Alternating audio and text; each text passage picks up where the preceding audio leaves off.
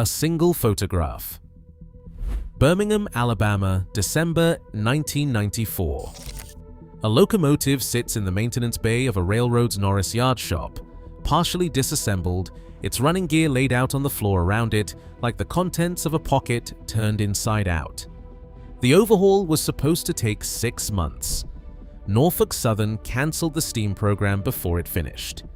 The Locomotive, Norfolk and Western 1218, one of the most powerful articulated steam engines ever built in the United States, was cosmetically reassembled, loaded onto flat cars, and shipped to Roanoke, Virginia. It never ran again. The people who worked on it in Birmingham did not know they were doing it for the last time. Nobody announced that Southern mainline steam had ended.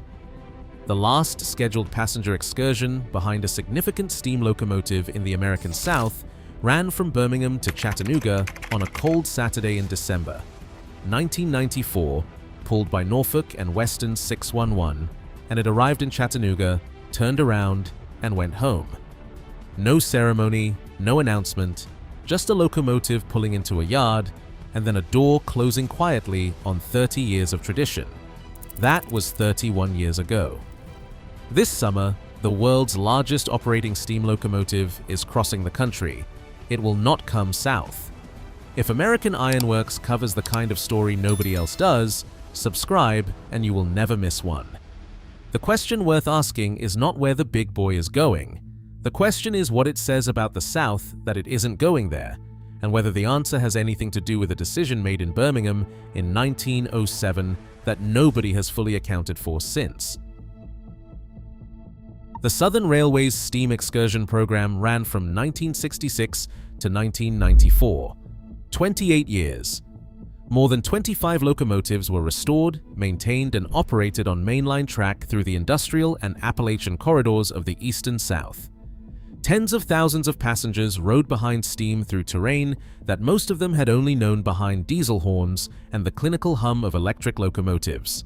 The program was launched by Southern Railway President W. Graham Claytor Jr., a man who understood that a railroad's relationship with the public it served was not purely transactional, and who believed that running steam locomotives through the communities Southern Railway had built was worth the cost and the complexity. The first locomotive restored under the program was Southern Railway 4501, a 282 Mikado built by the American Locomotive Company in 1911 and operated in freight service in Tennessee, Virginia, Kentucky, and Indiana before the railroad acquired it back from a short line.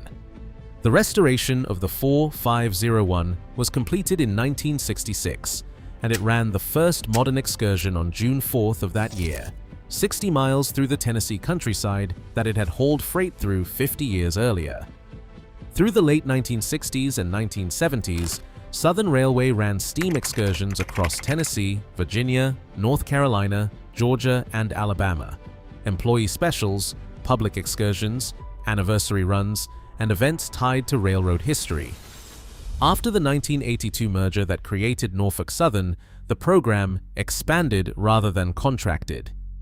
Norfolk and Western 611, a streamlined Class J passenger locomotive built in Roanoke in 1950 and the only surviving example of its class, was rebuilt at Southern Railway's Norris Yard shop in Birmingham, Alabama, and made its excursion debut in 1982. It ran for 12 years on a system that stretched from the Atlantic coast to the Ohio Valley. Norfolk and Western 1218, the articulated steam engine that would become the program's crown jewel, debuted in 1987. These were not small machines. The 1218 was a 2664 articulated locomotive, the same general configuration family as the Big Boy, built for the same purpose, hauling heavy tonnage over grade at sustained speed through Appalachian Mountain territory. Norfolk and Western built it for coal service. At its peak, the 1218 produced tractive effort comparable to other Class I heavy articulateds of its generation, and it ran excursions that drew tens of thousands of spectators to line-side locations across Virginia, Tennessee, Ohio, and Alabama. For 7 years, it ran public excursions through the South on the same Norfolk Southern rails that its predecessor Norfolk and Western had used to move Appalachian coal from the mine mouths to the port at Norfolk for decades. In 1994, Norfolk Southern announced the steam program was over. The reasons given were safety concerns, rising insurance costs, the expense of maintaining steam locomotives, and declining network availability caused by a surge in freight traffic. All of those reasons were real. None of them was the complete story. The Locomotive 1218 was being overhauled in Birmingham when the announcement came. The machine was in the South when the South's last chapter of mainline steam was written. It was cosmetically reassembled, loaded onto flat cars, and shipped north to Roanoke, Virginia for static display at the Virginia Museum of Transportation. It has not moved under its own power since. The 21st Century Steam program that Norfolk Southern launched in 2011 brought smaller locomotives, Southern Railway 630 and Nickel Plate Road 765, back to Tennessee, North Carolina, Georgia, and Virginia for 4 years before that program also ended in 2015. Southern 630 ran excursions from Chattanooga into Alabama in March 2013. Southern 630 ran from Spencer, North Carolina to Roanoke, Virginia in the summer of 2013. The program reached from Knoxville, Tennessee to the edges of the Southern Appalachian Rail Network before the decision was made to end it. Since 2015, the South has had no mainline steam whatsoever. 11 years. The man watching railfan videos in Chattanooga tonight has not seen a working steam locomotive on the main line in his city in over a decade. His counterpart in Cleveland has seen Big Boy 4014 announced for a display stop in June 2026.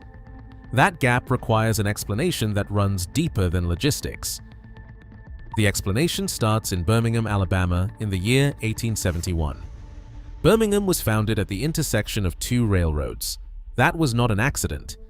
The city was designed around the Birmingham Mineral District, a geological convergence of coal, iron ore, and limestone in a concentration that exists almost nowhere else on Earth.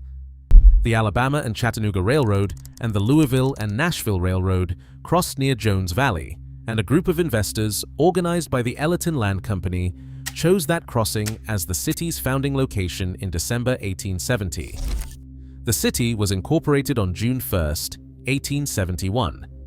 Its founders named it after Birmingham, England, the industrial city whose iron and steel works had made it the manufacturing center of the British Empire. The ambition was explicit from the first day of construction. Within a decade of its founding, Birmingham had blast furnaces converting the district's iron ore into pig iron at a pace that startled the northern industrial establishment. The Alabama Great Southern Railroad, which became a subsidiary of the Southern Railway, connected Birmingham from Chattanooga as early as 1872 and formed the east-to-west corridor that allowed Birmingham's output to move toward both Atlantic ports and Gulf Coast shipping. The Louisville and Nashville built the Birmingham Mineral Railroad in 1884, a 200-mile loop accessing Red Mountain coal mines and the iron ore seams that ran through Jefferson County. By the 1880s, the city was called the Pittsburgh of the South. By the end of the 19th century, Birmingham was the third largest exporter of pig iron in the world, producing 3/4 of all United States pig iron exports. The railroads that served it, the Alabama Great Southern, the Louisville and Nashville, the Kansas City, Memphis, and Birmingham, the Southern Railway's predecessor lines, were not incidental to that economy. They were the economy.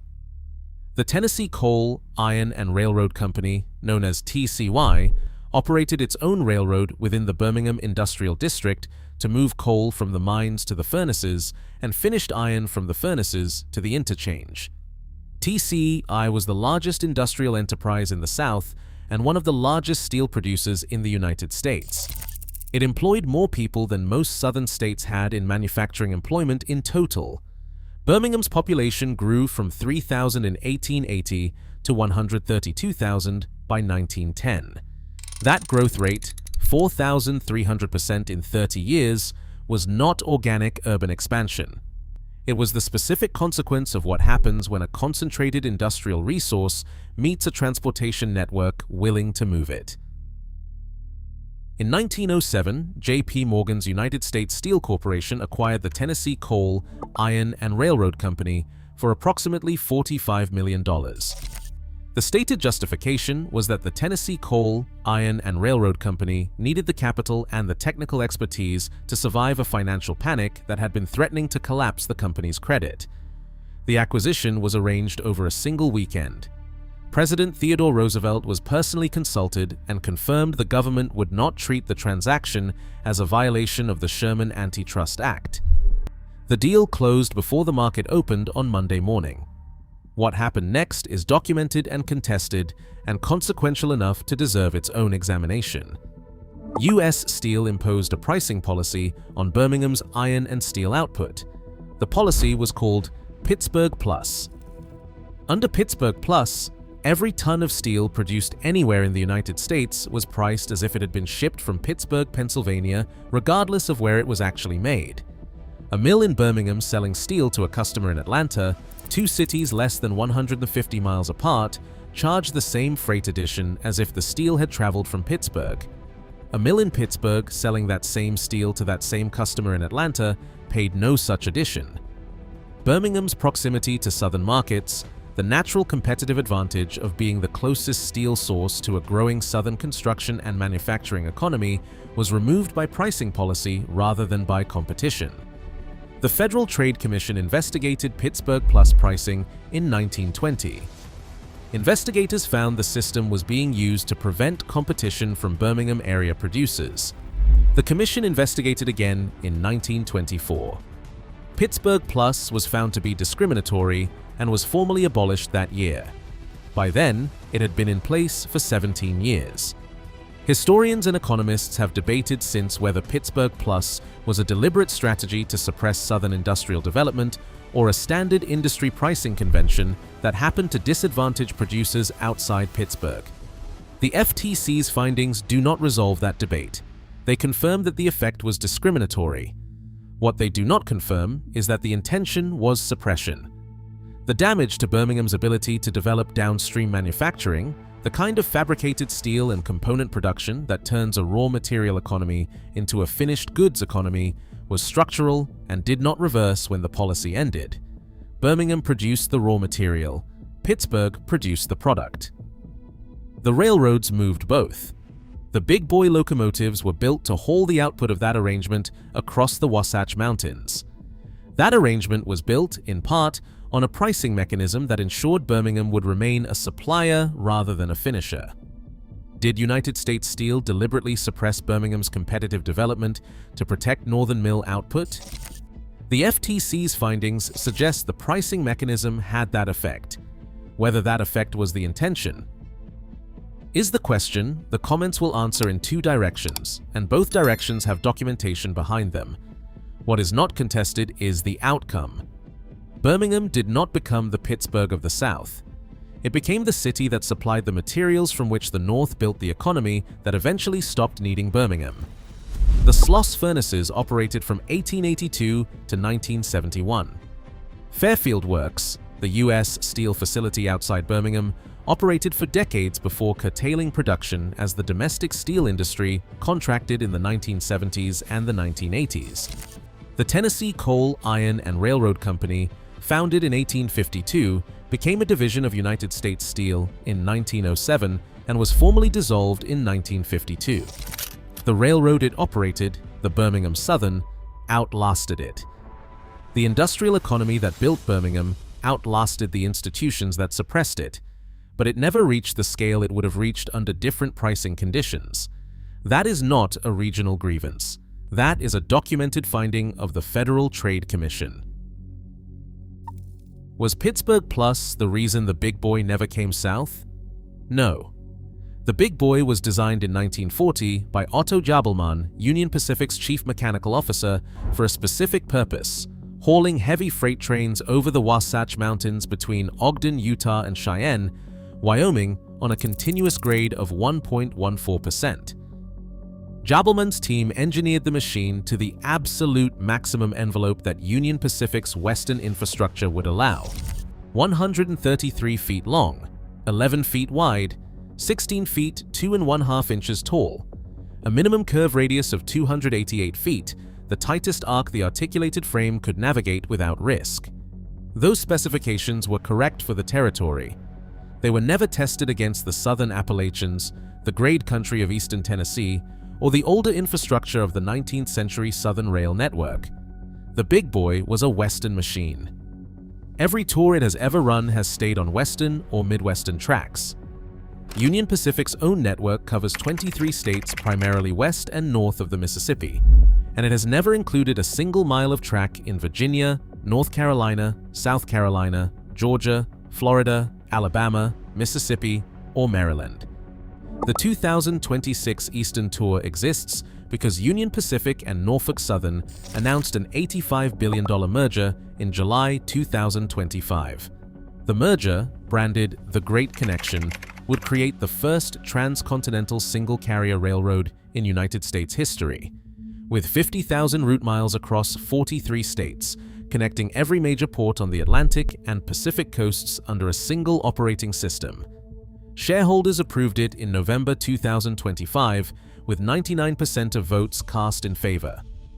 The Surface Transportation Board, the federal body responsible for reviewing major railroad mergers, accepted the application on May 28, 2026. A decision is expected in 2027. The tour, announced alongside the merger's progression through regulatory review, runs the Big Boy on Norfolk Southern tracks for the first time in the locomotive's operational history, but specifically on the Fort Wayne, Cleveland, Pittsburgh, and Harrisburg lines. That routing covers the industrial corridor of the upper Midwest and Northeast. It does not touch Norfolk Southern's southern network. It does not enter Virginia south of the Potomac, does not enter North Carolina, does not enter Georgia, Alabama, or Tennessee south of the Ohio Valley catchment. The merger's own filings, submitted to the Surface Transportation Board in December 2025 and reviewed by Trains magazine in a December 30th analysis, include a detailed breakdown of where post-approval infrastructure investment goes.